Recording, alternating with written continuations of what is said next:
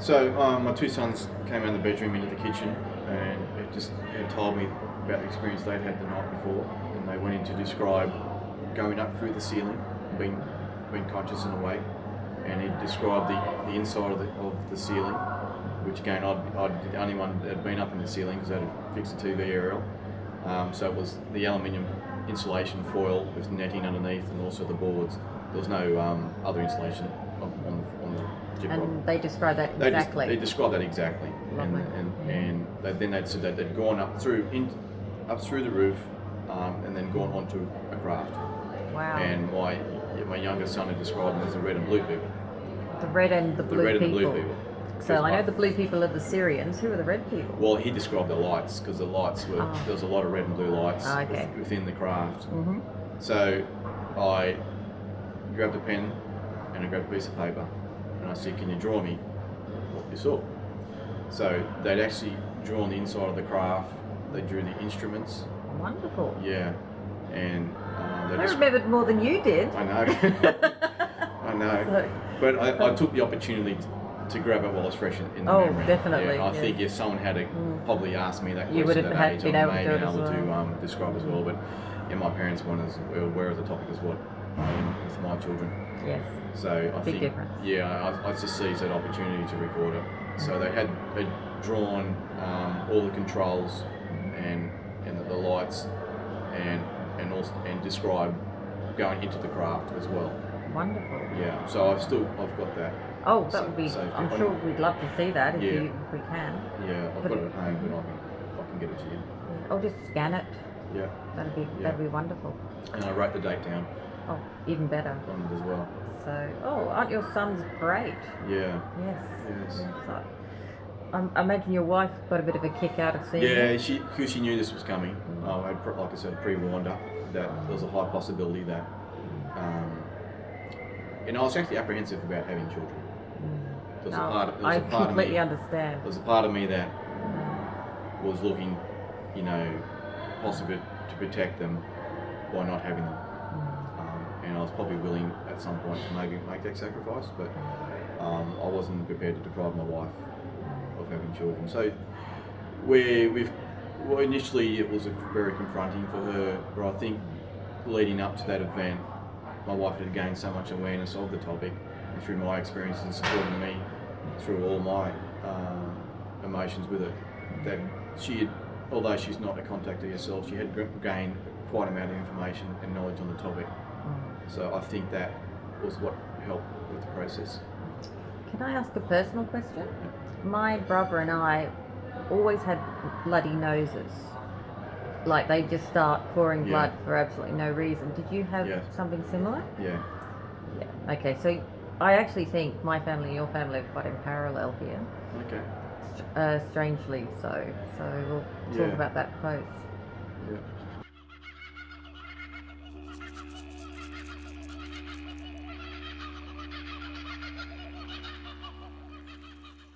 You have spoken previously to myself in regard to your hybrid, that's your human and extraterrestrial children who do not reside on Earth. Where do they currently reside and with whom? Well, they currently reside with the extraterrestrial race, which are the Greys. They're not here on Earth. This information was relayed to me in the experience of when I was 21, and I think leading up to those experiences, there's a lot of DNA changes that took place through my younger years in preparation for this event to take place when I was at the age of reproduction or able to working with the breeding program. So you think that was 15 or 21 up? 21? 21. 21. Well, yeah, that was I did with the massive awakening that next morning. Yes, that's kind of when you were getting all the childhood memories and the teenage all the childhood memories coming back and really flooded intensely. One of the feelings I did have that day was also a sense of violation from the night before. So a sexual violation took place on the craft as well. It was a technological invasion, like with a device of some type? No. It was actually a... okay. Yeah. Please keep going. Again, the memories are not strong. Like I said, as I was going into the craft, I did lose a lot of the memories from that point forward. but the feeling of the sexual act and the violation were intensely strong the next morning. So it definitely was an entity? Yes, it was an entity. An extraterrestrial Yes, an entity? entity, yeah. Right, okay. And a lot of those traits have stayed with me for a very long time. I guess I did become somewhat of a sexual addict with my partners.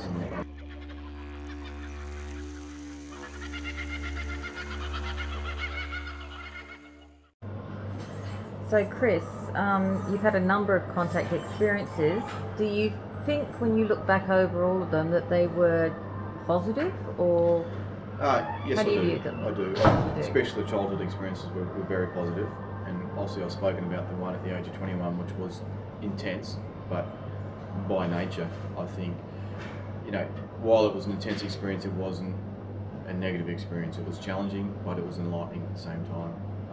And knowing what I know now and the person I've become because of those experiences, I wouldn't swap it for the world. It means so much to me. I'm actually quite glad you feel this way, because that's how I feel about mine. Yeah. But there's a lot of negativity out there about experiences and there's a lot of people thinking that all that ever happens is you get anally probed. Yeah. And it's a bit of a joke, really. No, so that never happened to me either. So let's put that one to I guess bed. an analogy would be when there's human intervention into the natural world with the animal kingdom. We see a damaged or injured animal, we intervene, and we help the animal, we repair the animal, and then we put it back into its environment, and then we leave. If you were to somehow interview that animal, what the experience meant to them, there would be a degree of probably post-traumatic stress with the event also, but as the animal probably progresses and has a greater understanding of what had taken place, it would probably welcome the intervention. Yes, So, in hindsight. I think the knowledge I hold very dearly. It's very important to me, and if there was a breeding program that was a trade-off, I'm okay with that.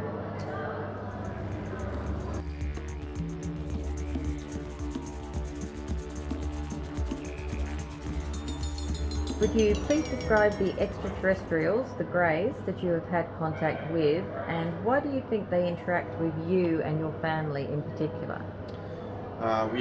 Interaction has been with the Greys right from childhood right through to adult. I have a very vivid memory of the ones, probably the middle range. Middle ones? Probably 5 feet to 5.5 feet maximum. I say 5 feet is probably. I call those the short Greys because I'm 5 foot nothing and I call myself short. So. Yeah. So the 5. I have an underlying feeling that there was different races obviously on the craft. I mean different variations of the Grey on the craft, but the ones that I predominantly remember in my bedroom were the 5 foot Greys. Right. And the second part. And we were asking more about your boys. Is it the Greys that have also interacted with your boys? Yes. So basically you're a Grey family. Yeah, pretty much. Cool. So what do you and of course with your father you haven't really had that discussion, have you? Oh no, not really. Not really. We started touching it and it went pear-shaped, so we had to drop it. Is there, I know with my family I've got the military kind of link, I've got the Celtic background, I have basically I was a naval brat, so I lived on bases, I was near military bases for my childhood. I had the blue eyes, the fair hair, the kind of that kind of and the mythology that goes with the Viking and the Celtic kind of line. Yeah. Is this something that you also have? You share with me? Yeah, it is. There is certainly a genealogical background to it. I mean, my grandfather was German, European. And what blood type do you have, if you don't mind? You're A. I'm an A too. Yeah, and a lot of people that I talk to, it's a common theme. Yes. It seems to be that come up. Yes, and my wife has done some research into that, and it seems to be that bloodline is very, very common with contactees. Yes, it is. And I think it's to do with the DNA aspect of it. Yes, well, that's good to know. And we've also just clarified off camera that both of us have experienced nosebleeds in our family throughout our childhood and early adulthood. Yeah, especially, I remember at a very young age actually. 5 to 6 years of age, and it's something that my mother often spoke about as we were growing up, but continual nosebleeds. We should say that they're spontaneous nosebleeds. You Yeah, could just be sitting there doing nothing, you're sitting and there suddenly and watching TV, and Yes. you haven't moved for half an hour, and all of a sudden the blood trickles down Exactly. your lips. Yeah. So, So there's. if you ask me the reason why this has taken place, well, I think there is Why also. you think? Yeah, I think this was determined pre-birth. Mhm. I think it goes back beyond that. Some form of soul contract, you think? Yes, and also there's an agenda behind it to probably come here and help with this place, repair some of the damage, and also. Or stop some of the future damage, maybe? Well, yeah, we are really at a pivotal point, and the only way out of this is to raise awareness. We've got to, everyone that's, I don't know how humanity, we walk past people that are homeless, there's drug addicts everywhere, and we go about our day-to-day lives to go and earn money. Yes. And we've been trained to turn a blind eye and normalise the whole process. And kind of push out any empathy that we feel for people and it's down. This pyramid social structure where whoever earns the most or owns the most is sitting on top or seems to control the mass, and it's done through fear, manipulation, media, a lot of tools. There are a lot of tools out there. It's nothing escapes. Nothing escapes. They control a lot.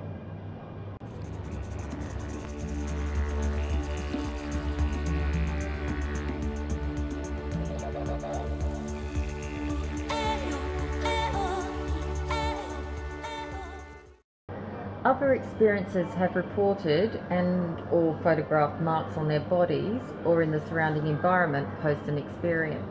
Have you been able to document or photograph any marks or environmental debris that would support your accounts of abduction?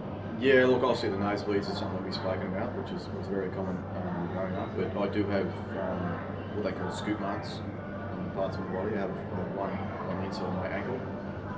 Okay. I have one on my left hand knee, to the left of my left hand kneecap, and also have one on my forehead, which is faded over the years, but if you get in the right light, you can see it. It's a rectangular.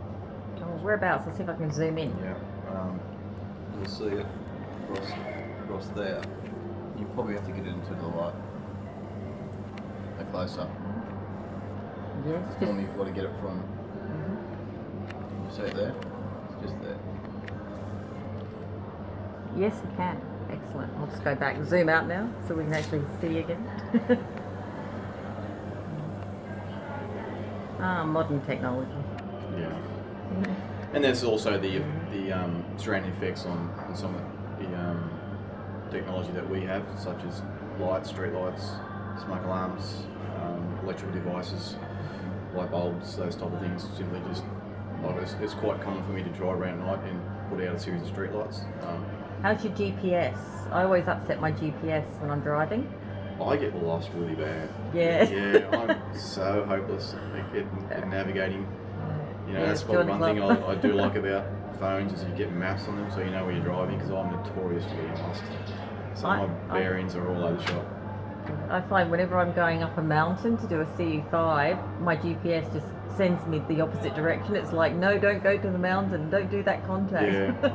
Yeah. So, yeah, and I'm not sure if it's because of the granite in the mountain and the electronic device and maybe something we're giving off, but it's, have you done much mountain climbing or hiking? I haven't, but Give it a go and take a few devices up. I'm and off see to what Uluru happens. shortly, so maybe about 5 weeks. Oh, that's exciting. Yeah. So, are you doing a tour or are you just going to? Yeah, some star seeds coming out from America. Fabulous. Going out there with, and also a few people out of Sydney.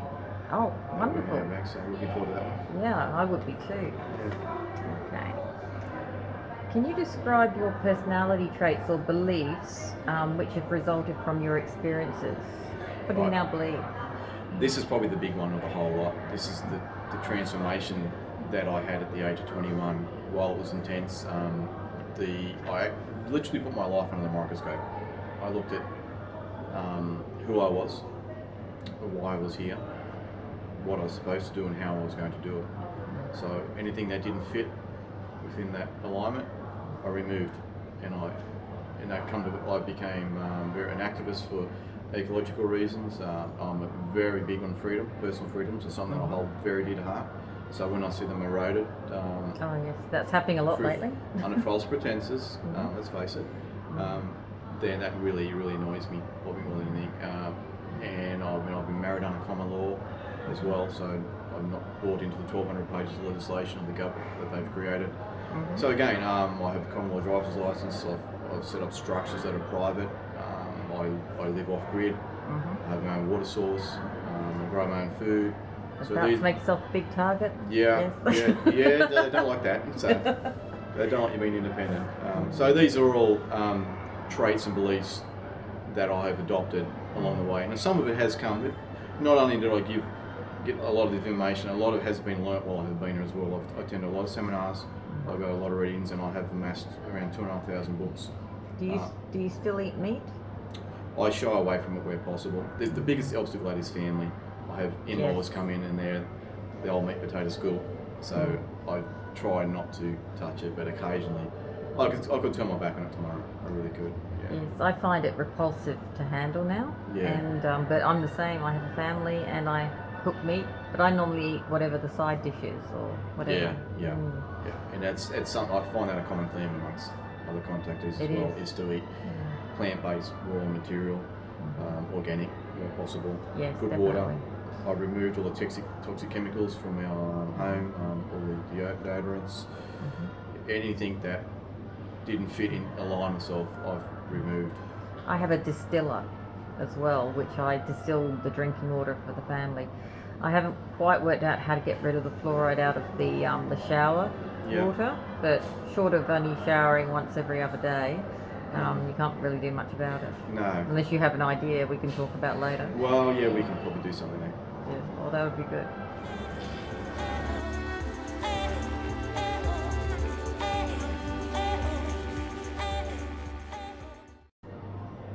I also believe that you have a physical reaction when in close proximity to the graves, and probably all ETs.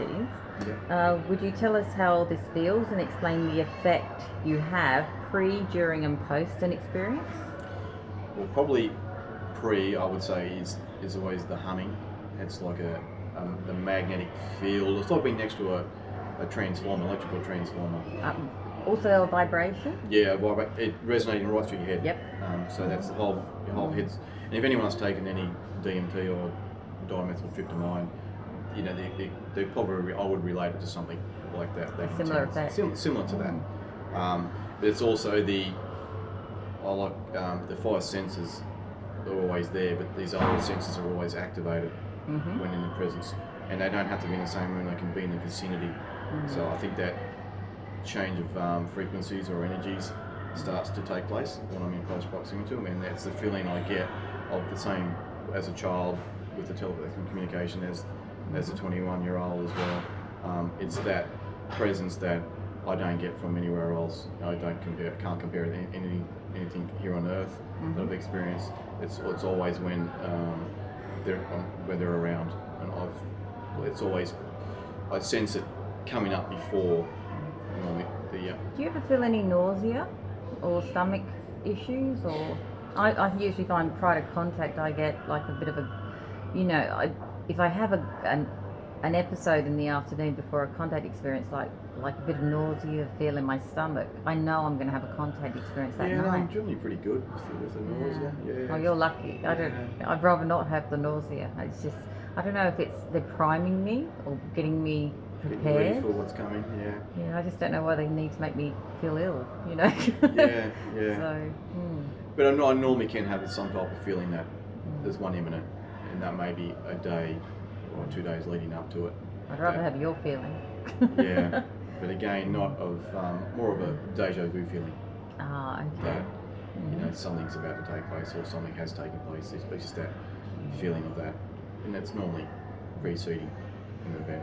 Do you have a little bit of deja vu going on too? Yeah. A lot, especially with people talking.